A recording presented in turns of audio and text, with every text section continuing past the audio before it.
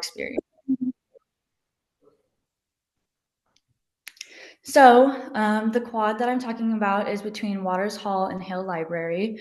It is currently an underutilized space and is mainly used for circulation for students and faculty wish for it to be more interactive and inviting according to the research that has been done.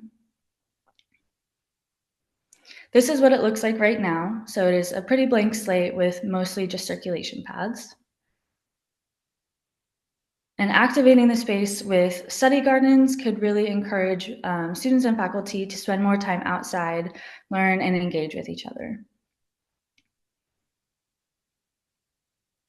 So one of the first things I did was look at site analysis. So this was a wind analysis based on where blocking should be for wind to create comfortable spaces. As well as drainage. It can be very rainy and snowy at times, so providing proper drainage would be important as well. And then looking at comfort, so areas where students can feel safe and included, and making sure that it feels adjusted to the human scale so that it doesn't feel overwhelming and it feels comfortable for all people.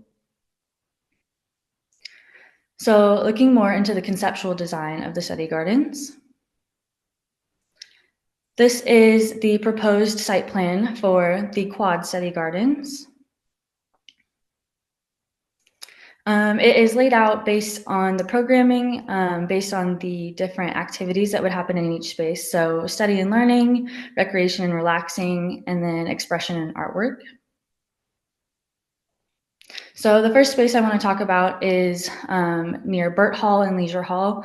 This area would be the first to be implemented, and it would act as a pilot installation to prelude the development of the further development of the quad and study gardens. So this space would have a variety of different spaces that would include all of the types of activities such as learning, studying, and relaxing. So on the south side, there would be a outdoor classroom, and then on the north area, there would be a variety of seating options for students. The next area is the north and east quadrant of the quad. This would be a more informal and relaxed space. So these would be spaces for recreation and relaxation, such as in lawn chairs or enjoying the canopy of trees while sitting on a bench or hammocking. In the south quadrant, there would be more shaded areas focused on smaller groups and individual study spaces. And then in the northwest quadrant, this is a primary option for this section, and it is a characterful design that provides an engaging and comfortable experience and showcases K-State pride.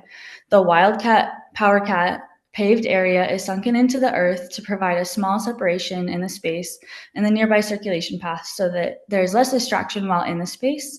And this quadrant is shaded with the canopy above, and the negative space of the Power Cat is filled with a variety of vibrant local plant life. Now, knowing that the available resources and financial means may vary, there is a secondary option for this quadrant that is potentially more feasible. It would still allow for collaborative work and shading, but it would not have quite the K-State pride as the primary option. Moving on into further details. Student expression is something that is very important on the K-State campus. So incorporating areas for students to express themselves and the K-State pride is very important. So student exhibitions, interactive art, and message boards would be implemented throughout the study gardens. Shade would also be implemented throughout to make sure that the areas are comfortable. Tradition is also a very important part of the K-State community. So K-State iconography, such as the Power Cat logo in the paved area, as well as promoting existing and future traditions by creating a nice gathering space for events. And then also legacy features would also help with the traditions. Another way to highlight the historical emphasis in this area is to restore and emphasize the class of 1908 sundial. This you can see in the right corner is the existing sundial condition, and then you can see a rendering of what that could look like if it was revitalized and restored. And then educational signage could also help highlight the historical emphasis throughout K-State. Lighting is also very important. It was mentioned in the additional research at the beginning. It could be included for safety as well as just comfort in general. Technology is also very important. If you're providing students spaces to study outside, they will need access to Wi-Fi as well as power. So these would be very important aspects to include. As for the materiality, I wanted to go with some local materials such as red cedar wood and limestone.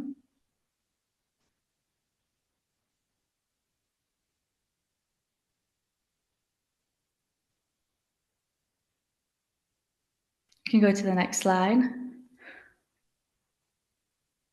And then as for... Sorry, Katie, I think your time has expired. Okay, absolutely. Thank you so much. Okay, Katie, we're going to move on to questions now for 5 minutes. Go ahead and raise your hand if you have a question, and we will call on you.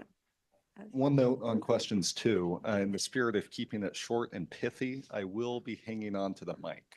So when I'm still holding the mic, that's why. Okay, Philip. So some of the structures that you've set up in the west section, where it's like the PowerCat logo, are kind of a more involved like pavement and modification of the surroundings. Have you worked with facilities, or at least do you think that your system will be like appropriately weatherproofed, right? Heavy rain, snow, that sort of thing. Have you taken that into consideration when deciding where to put the more artificial sections of this program? Yes, absolutely. So that area is more on the higher side of the quad. So there is less drainage in that area. And according to the current drainage plan, it's at the top. So it would help with drainage. And then it could definitely be planned to make sure that the space is comfortable based on the weather conditions. Moving on to the next question. I won't try to grab the mic. Hi, Lisa Johnson, University Architect. Thank you for a very lovely presentation. You mentioned having a pilot part of the project near Burt Hall. Are you considering post-occupancy evaluation of that pilot that then informs the other parts, or can you speak about that a little more?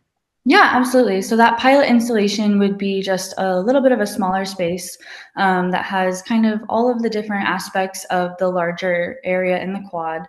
And so the idea would be that this space would be implemented, and then there would be some evaluation based on student feedback, faculty feedback, and just kind of how the space is used. And then that feedback would then go into seeing how the plan for the rest of the quad implementation would be adjusted as needed and then implemented. Do we have any other questions from the audience? Okay. Katie, I believe that is all the questions we have. Thank you so much for presenting tonight. For those of you that aren't aware, Katie's actually in Italy right now. So it is the middle of the night for her. And so we are very thankful for you making the time to speak to students, faculty, staff, everyone here tonight. We really appreciate it. If you want to stay on the Zoom, you're welcome to, but if you want to get to bed, that's totally fair as well. Absolutely. Thank you so much.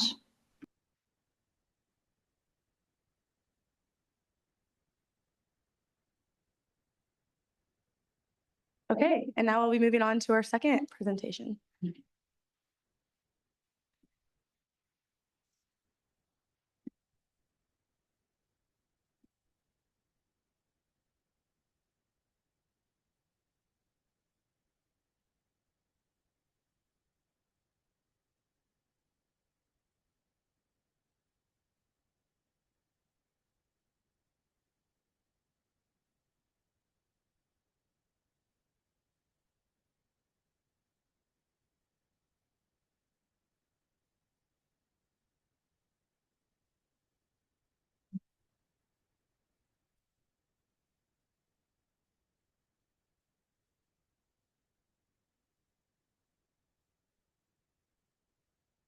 Alrighty, hi, I'm Alexina, and this is Devin, and this is our project submittal, K-State Multicultural Therapeutic Garden. Oh. Perfect, cool. So project rationale, there's a need to have more intentionally programmed spaces on campus that have strong connections to student living areas. Current outdoor spaces near student living don't allow for a close connection to nature while providing areas to study.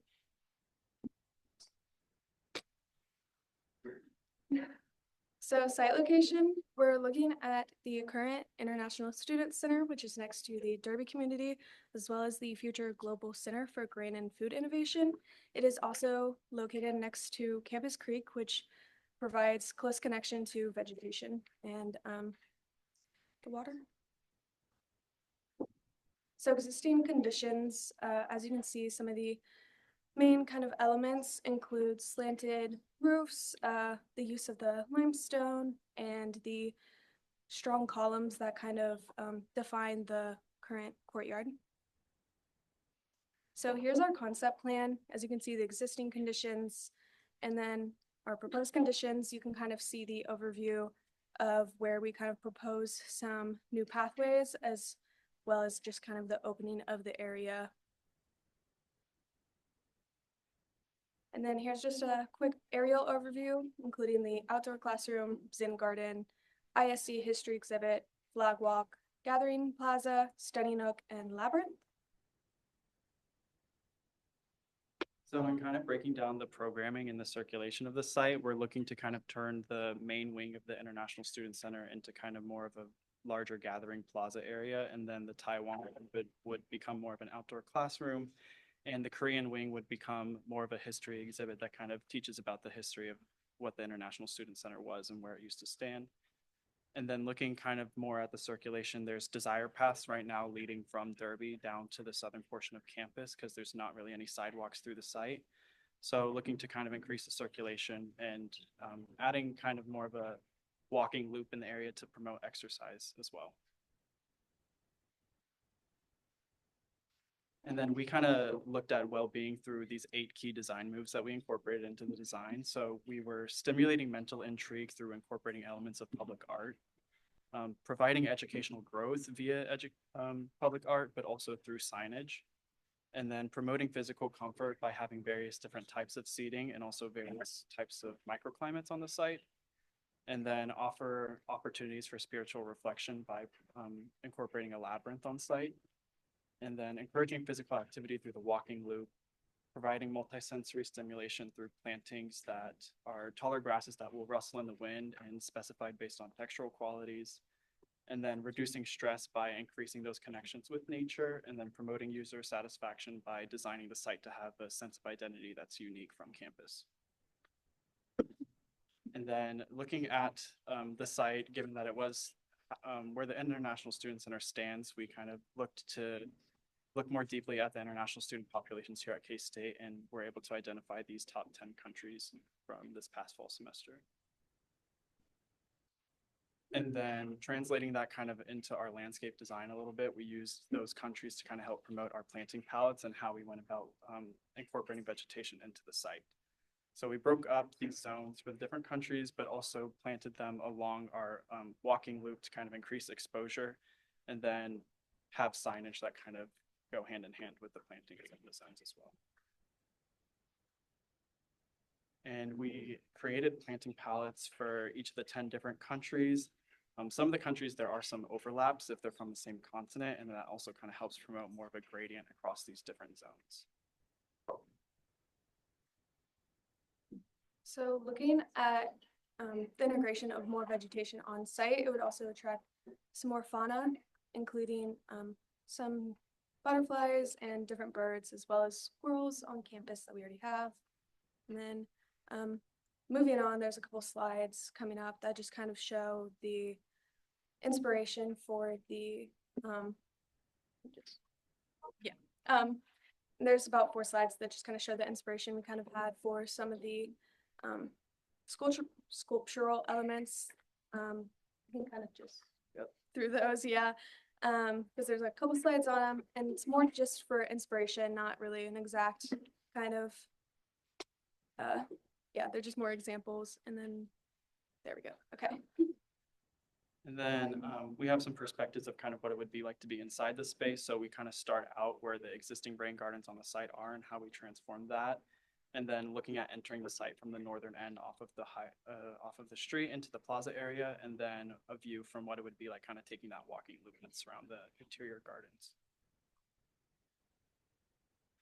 So being in that rain garden right now, we're kind of looking to expand on it as much as we can and incorporating seating kind of through more informal outlets by having more of those limestone benches that there are a few out on the site right now, but kind of locating seating closer to where plantings are to promote people being able to interact with the plantings from where they are, having kind of some stepping stone paths that kind of bring people into the garden as well. And then, as mentioned previously, we're kind of looking to turn the Taiwan wing into more of an outdoor classroom. So keeping that slanted roofing structure kind of inspired from the wing itself, but using that as the basis to provide shelter in the area.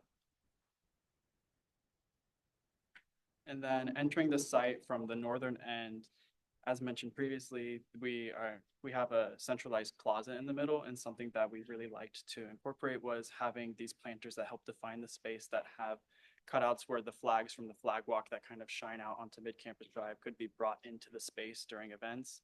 And then also incorporating kind of some signage along the walkways, and then having some opportunities for other kinds of seating off to the side as well for people watching opportunities, but also to gather in more intimate settings with friends rather than in a larger group setting. And then the third and final perspective we have of the space is kind of what it would be like taking that walking loop on the outside. So as mentioned previously, we're incorporating those planting palettes for the different countries, as well as signage that touches on that, and also sculptural elements. So kind of being able to see that all in this one view. But we also really wanted to incorporate kind of an open lawn space that is adjacent to the Derby complex to kind of function as spill out space for the dorms and promote people to get outside. And then being conscious of how we're addressing stormwater on the site, given its location to Campus Creek, we're really inspired by the existing slants on the site with the walls and roofing structures. So we're utilizing those same forms to help direct stormwater into our planted areas to help promote infiltration on the site and increase retention. And so then looking at some phasing, we kind of start bigger picture, looking at the foundation of the design, kind of implementing a lot of the pathways and sidewalks, and then also kind of fleshing out the interior space and interior gardens, and then eventually moving on to the education portion with the signage and sculptures. And then we have a quick overview of our the cost breakdown, kind of for phase one, and then that would be all. So yeah, we just want to say thank you for taking the time to listen and for questions. And if you want to go one more slide. Okay, what questions do we have from the audience?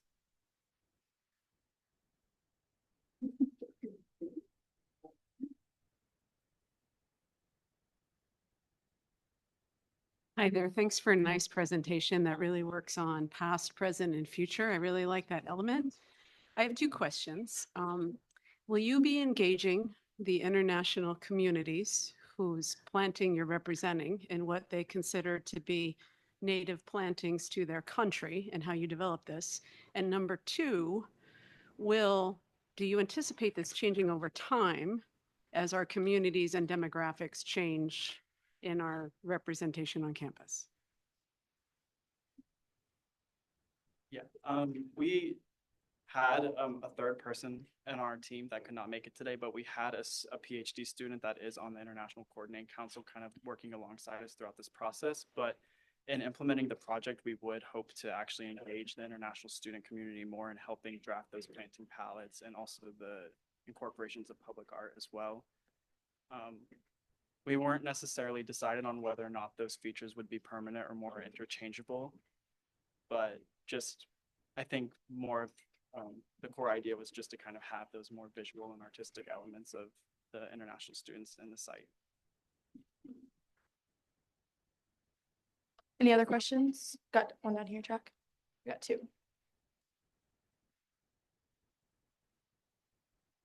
So just from the like basic environmental perspective, like are you confident that you're going to be able to create the suitable climates needed to keep all these different regional vegetations alive and healthy? So the plantings that were selected were also plants that would thrive in the climate, but also they're not necessarily plants that would be growing in these countries, but have more of aesthetics that would kind of align with that. So they are plants that should do well in this. I believe we have another question.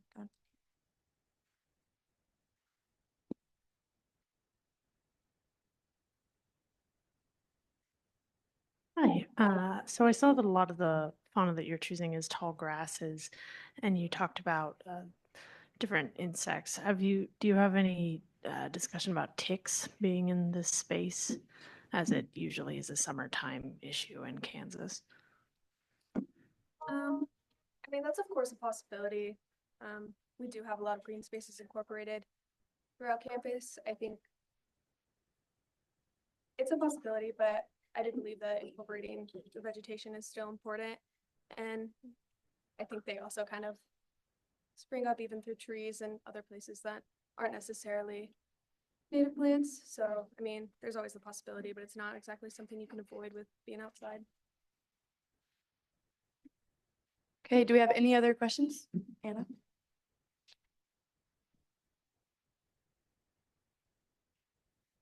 Thank you guys for coming. I'm happy to see you from last semester.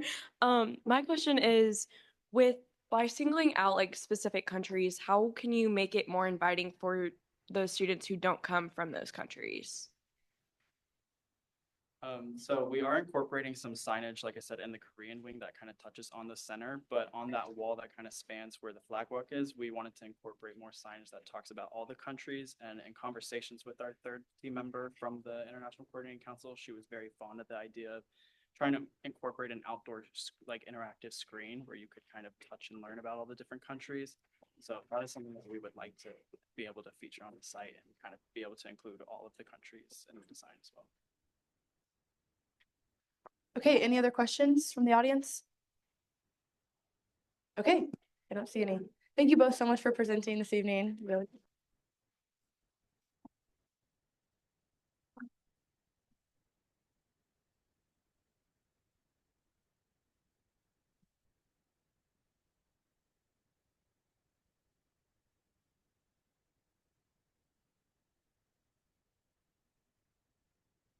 Okay, our third applicants would come down.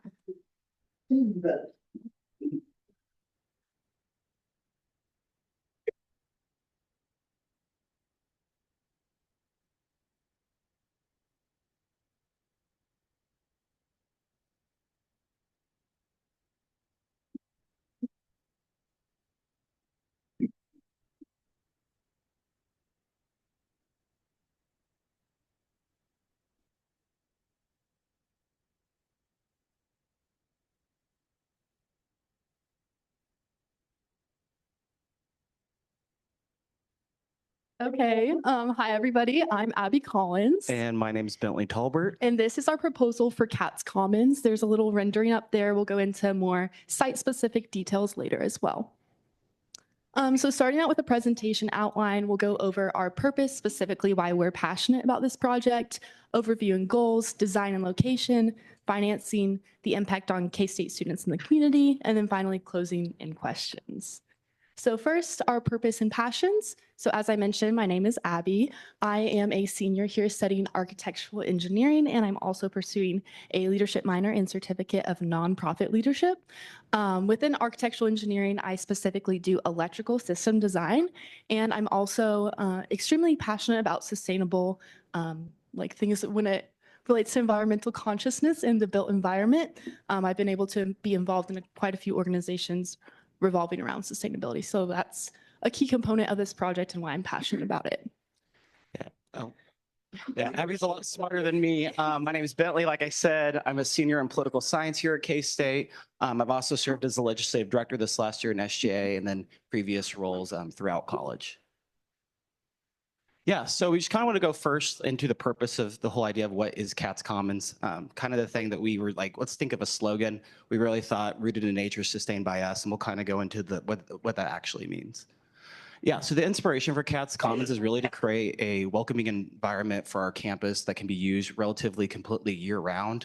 Another part of it also came from a couple years ago, we got to go to TCU on an SGA conference trip. And if anyone's ever seen TCU's campus, it is very open to the outdoors. Students are consistently using the outdoors. And I mean, don't get me wrong, their weather is way nicer, but it's no excuse for us to not be able to find ways for us to be able to utilize our outdoor spaces as well. So this is, I'm no APD student. So this is actually a picture of a park that is really one of the key inspirations for our project. This is in my hometown in Linden Square, if anyone's from the Kansas City region. This popped up around 10 years ago, and I cannot explain how this has not only been a cultural shift for our community, but also an economic driver. And we'll kind of go into what our space can be used for, but this space is really designed to be able to be a versatile space that could be used for multiple different events, as well as just normal day-to-day activities for students. Yeah, so the performance and event side of everything. So the stage is very versatile. It can be used for multiple different things. It's not like your big clunky stage that you typically see whenever you think of a stage, or you go to a concert outdoors or anything like that. The other part of it too is that it would be able to be rentable. We sit through the union, but of course that would be smoothed out later on with university administration for how that kind of a process would work, which I'm sure they're so excited to think about. Then yeah, it's just the second side of that, the social and gathering space side of everything. It sounds funny, but the fire pit aspect of this, I think, is something that is genuinely really cool, because I think if we want to be able to get a space that students are going to consistently utilize, we have to make it be fun. I get really worried about us creating some kind of project that just becomes a stale part of our campus, and it's not this thing that is constantly feeling like it's a living environment where students are consistently going and laughing and having fun, hosting concerts, or just studying with some friends. Yeah, and then another design feature is the sustainability and longevity of it. As you'll see on our site plan, a lot of the materials that we do use are from recycled materials, and then it's also low maintenance in order to account for that environmental consciousness, and then also the upkeep and for future costs as well. And then lastly, we wanted to incorporate K-State pride. So there's a lot of purple elements in the furniture and then the overall design to reinforce school spirit. Yeah, so the two locations, this kind of came to happen after we met with Casey Lauer and kind of talked about, what does it mean for our project? Like, where should it go? And what Abby and I kind of came to the conclusion with is that, this is an ongoing process and really can go anywhere. When we were thinking about, the quad is a space that we could really activate. A lot of what the strategic plan is activating parts of our campus that maybe have been neglected or never even touched. And I think that this side of things could really activate a green space in part of our campus that sees a lot of foot traffic. But it's like, how often do you really see people on the quad unless they're, doing a geo-surveying thing for a class? And then Bosco Plaza, if anyone's seen the, the strategic plan for what Bosco Plaza is going to look like, it is really cool. And that's also, this could be part of that whole entire project when it comes to that big, green space whenever you're walking to the Union or to Anderson. That is just completely unused. And I think the project really demonstrates the flexibility that we have with the overall design of it. Yeah, so this is our enlarged site plan. It has all the different design features on it. At the top, you'll see our stage area. So that's made out of low carbon concrete. And there's wood on the top that's recycled wooden beams. And then there's two other structures on there that we can either include with the first phase or do later down the line, depending on how that works with budget and everything. So the first is on the left, that pink square is the concession stand. So the idea is that that's student run. And then on the right side, the other pink square is a storage shed. So storage for additional chairs and then any other materials as well. And then moving into the seating options, so the purple tables closer to the stage are the fire pits. So the idea with that is to use pavers to construct the outside of that and then use a smokeless lay-in to put in the center. And then the benches and the chairs that go along the outside of that are made out of 100% recycled plastic. And then the back, the blue tables, those are more picnic style tables, again, made out of 100% recycled plastic. And the idea with them is so that they are ADA accessible, which plays into our principle of allowing every student to have access to the space and be able to use it as well. And then the center, the light green space, that's the turf grass. You may be thinking turf is not sustainable, but actually this turf that I researched is super sustainable.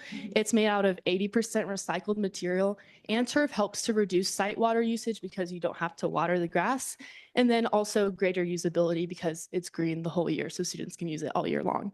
And then the other sustainable features of it are the solar lights. So up at the top, you'll see solar fairy lights, which add to the ambiance of the stage. And then at the bottom, there's solar bollards, which are to provide lighting for the path. But you'll see down here, bug rating. That's just like backlight, uplight, glow, glare. That just basically tells that there's not a lot of light trespass or pollution.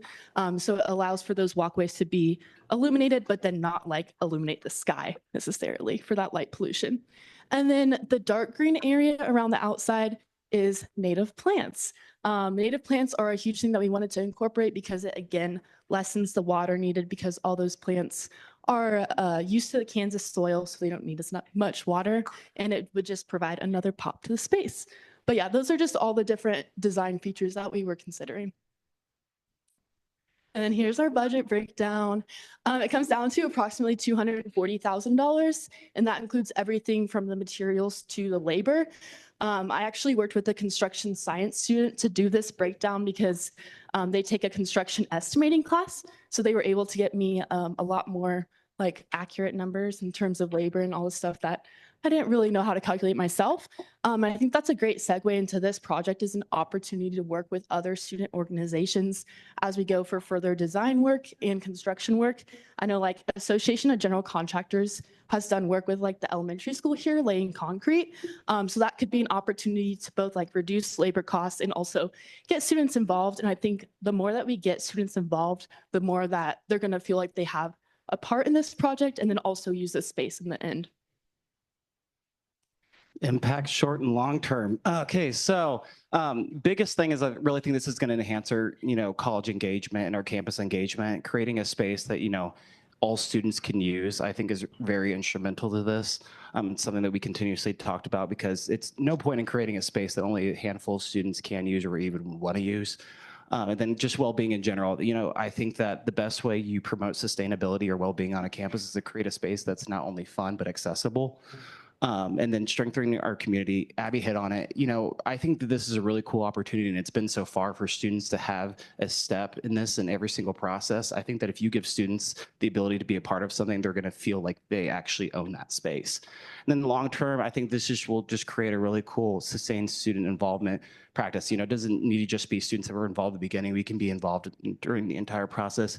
And then campus growth. I think this is huge not only for, enhancing our pride on campus, but then also think about the prospective students. If I'm a prospective student, I'm walking on campus and I see something like this and people hanging out outside, that's huge for a lot of people, especially out of state people that come from maybe communities like me in Kansas City, where people are constantly outside, or people from rural communities where they're used to being outside a lot.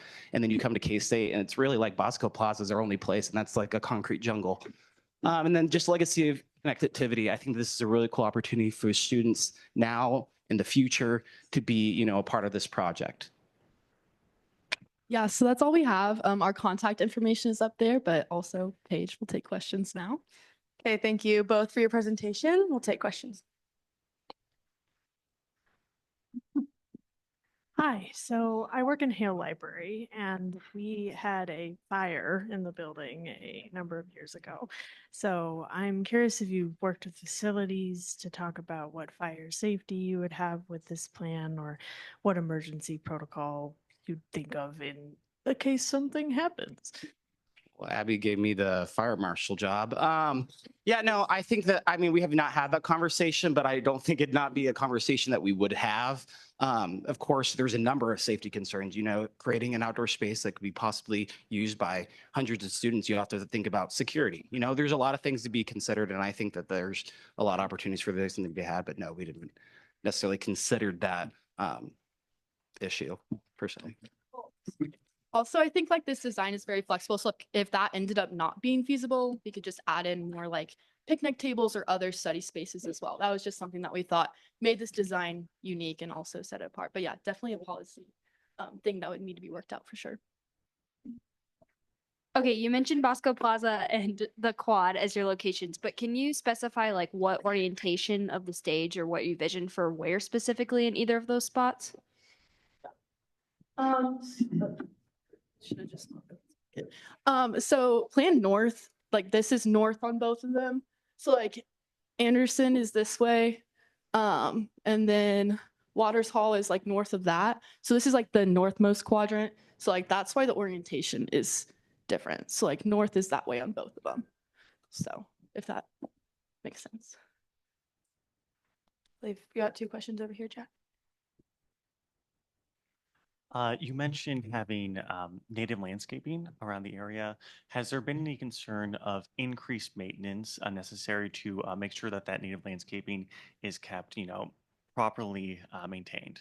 Yeah, so actually native plants require less maintenance just because they are like native to Kansas. But yes, since we are adding those plants, it would be like, the planting of them and upkeep. But overall, like compared to like planting other plants, it's like less, if that makes sense. But yeah, we thought about that too. It is a relatively smaller area compared to like the whole site. But yeah, definitely something we took into consideration in the budget with like irrigation and stuff too. Yeah, so as you just talked about, this is just a geometrically smaller design than the other proposals. But even so, the same question I asked all the other guys, weatherproofing, right? What steps are you taking to make sure that the site is either usable in all weather conditions or at least survivable in all weather conditions? I mean, yeah, no, I think that goes down to a materials question. Abby, I think, hit on a lot of the different things when it comes to using building materials. I mean, I'm not a proposal strategist, so I mean, I don't know those specific things, but those are definitely conversations that we had with Abby. Yeah, so all of the recycled plastic that we would be using has a coating on it for weatherproofing. And then like the lay-ins that we have for the fire pits also are built for weather resistance, and the turf naturally is just since it's green all the time, that's all year round as well. But yeah, the materials that we looked at were purposefully durable, and then like the low carbon concrete is durable and the recycled wood as well. Hi there. So nice presentation. I appreciate fun, accessible, and sustainable. Really super cool. Lisa Johnson, University Architect. So my question for you is this. Do you imagine it changing use flexibly over a 24-hour period? If we come at 10 in the morning, is there a big band or a big concert? Or how do you envision that this might be adaptable and flexible and change within the course of a day? I actually really love that question because I think the coolest thing about K-State is you never know what you're going to see when you're walking on campus. And I think that this provides an opportunity to just really amplify that. We already have things on Bosco Plaza happening all the time. I think this provides another area that's a lot different than Bosco Plaza, because when I think of Bosco Plaza, I think of it, no offense, but cold, concrete, kind of awkward, really, honestly. And then also, I think that this also just does not provide a space for, people to come on campus and like that are not part of our campus community and like do their protests and their stuff like that. I think that this space would be a way for them to not come to this area. And I think this is very student focused, but I also know there could be people that, love to walk on our campus all the time that are community members that would love to be able to also utilize that space. And it kind of goes to my original inspiration of the park in my home community, is that this can also be an economic driver. If we talk about being a rentable space, post school hours, think about the money you could make. Because, if we think about either of the designs, it's not only just, the project itself build, but there's so much space around us. So you're also creating the opportunity for people to bring, their own lawn chairs and stuff to be able to set up. Time for questions has expired. Okay, well, time is up. Thank you both so much for presenting.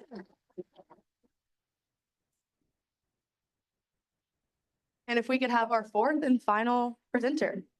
Here.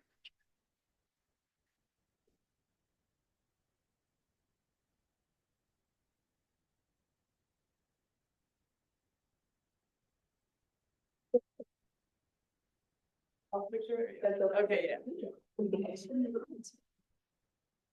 Hi guys, my name is Karen Kirkpatrick and I'm a senior studying communication studies with a leadership minor and a nonprofit certificate. So kind of the overview of my proposal is to add pickleball courts to campus. So I'll talk about the location of the pickleball courts, the budget, the steps and procedure, the why behind it, and current campus needs. So my proposal right now is this picture right here, right across from Haymaker Hall, the big green space right there. That would be ideal spot. The backup plan would be to put it next to the rec, where Edwards Hall got tore down last year. But yeah, Haymaker Hall, huge green space that really the only thing there is the sand volleyball court that I've seen maybe 2 people at in August. So yeah, just really advancing that extra space out there. Here's kind of the budget breakdown. This is ideally what the courts would look like. I think it'd be really cool to have purple courts with like white outlined lines for the game. And with hopefully the extra money in the budget to put more seating, tables so people can bring their lunch before they play or after would be a good implementation of it. Also having lights for night play. Because I think there's a lot of awesome things on campus, but not a lot of things you can do at night. Like on a Saturday, if you just want to walk around and go play pickleball, hopefully we'd have lights up. Yeah, the nice part about across the green space of Haymaker is that it's pretty much flat surface and is ready to start whenever. And so hopefully this whole project would be about 7 to 10 months, depending on construction in Manhattan. So yeah. Why the pickleball courts? Pickleball has become increasingly popular due to its inclusive, easy to learn nature, making it ideal for students seeking recreational and social opportunities. A lot of people that I talked to that I went up, kind of just random people about what they would like to do or what something campus can add. And obviously it's outdoor spaces and asking them like, oh, what do you normally do? Like doing something outside. And I got about 20 answers, just go to the Kanza. And so I think this would be a good way to implement, just competitive or recreational play. I also think a ton of organizations on campus could use this for like philanthropy or community engagement to have events at the pickleball courts. And yeah, the plan right now is to have 3 to 4 courts, ideally 4, but if it can only fit 3, yeah. How does this proposal address current campus needs and then promote to student health and well-being? The addition of pickleball courts meets a growing demand for outdoor recreational spaces, and pickleball is super accessible to players of all skills, offering opportunity for casual play, intramural leagues, or organized events. Also in Manhattan, there's no pickleball courts. The closest one is about 25 minutes away in Wamego, and those courts were built about a year ago. And there's, I believe 8 of them, and it's awesome. Like not a ton of people know about it, and there's nobody ever there when I go. So I think it'd be awesome to just bring that idea to K-State because no campus has pickleball courts on their campus. And yeah, just lastly, providing an engaging and enjoyable outlet for exercise and the courts encourage students to stay active and spend time outdoors. And yep, that's it. Thank you so much for your presentation, Carradine. We'll now have time for questions. And we'll go there next. So kind of a unique question based on the character of this proposal. Is this a collaboration with like the rec? Are they going to be responsible for maintaining this, right? Are they going to take this over once it's constructed, or is it done through facilities? Like what is the continued operations of this look like?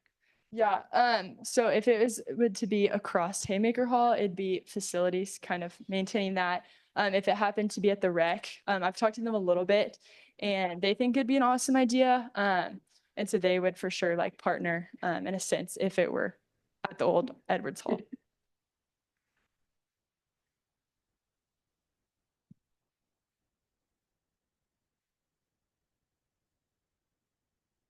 So I was thinking about the logistics between the Haymaker and this courts. You'd have to cross Claflin, correct? Do you, I guess you're saying accessible. Are you planning to make paths to make this wheelchair accessible? Just out of curiosity. Yeah, I think the sidewalks on Claflin, it'd be pretty easy. I also wanted to make it accessible for people who wanted to drive. So hopefully the most people would use this would be on the weekends, and so they could park in the student lot without getting a ticket. So that was kind of my idea of wanting a spot that one, I didn't have to build, like we wouldn't have to build a fence because that just would not look good next to like any K-State facilities. And also, yeah, accessible, but totally if there's room in the budget, like I've thought about ways to even make that a better opportunity. So.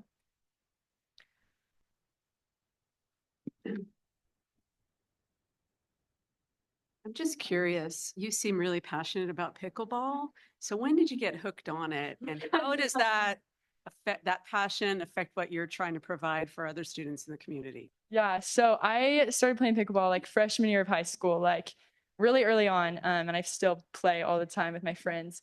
And I think it's something that sport is always growing. Like normally in sports, like it's like oh, it kind of dies down, but like so many people, like there's pickleball like paddles in every store I've been in, and just like I think it's such a like demanding and growing sport. Like it's going to be in the Olympics in a few years, and so I just don't see that like if people like oh, I'm done playing pickleball because 80-year-olds play it too, which I think would be awesome for the community to come and get to play too. So yeah.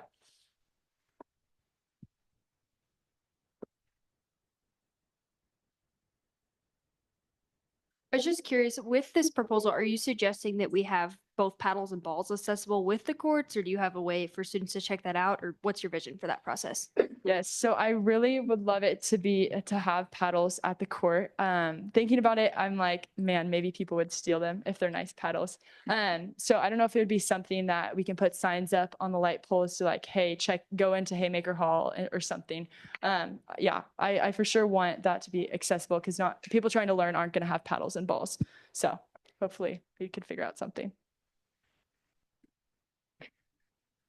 So I know in different residential areas, there has been complaints of the sound of pickleball and the constant noise that it sometimes has issues with residents. Is there any design of sound barriers or maybe restrictions on times when it can be played or things like that you thought about? I haven't thought about the sound barrier. I'm hoping that it's far enough away that the closest thing would be the cars, which even playing wouldn't even get close to like hitting the cars or the road or anything. But what was the second part to your question? Sorry. Oh, just the fact that, well, actually, no, I thought, no, it's okay. Never mind. I honestly didn't think about that, like, yeah, the sound barriers. It was just the main thing about how you would, restrictions on the times, if it, like, when people would play, how you would, like, prevent people from getting on the courts at certain times of the day, things like that. I'm hoping with 4 courts, like, I hope it's always busy, but I don't know if it's something we see and test out and they're always busy. So then we need to come up with like a scale to, oh, you can only play and sign up for an hour. But I think starting off, probably just see how it's going, kind of just assess that for the first few weeks and see if it's super popular and if the courts are being used all the time, then yeah. Do we have any other questions from the audience? Okay, thank you so much, Karen.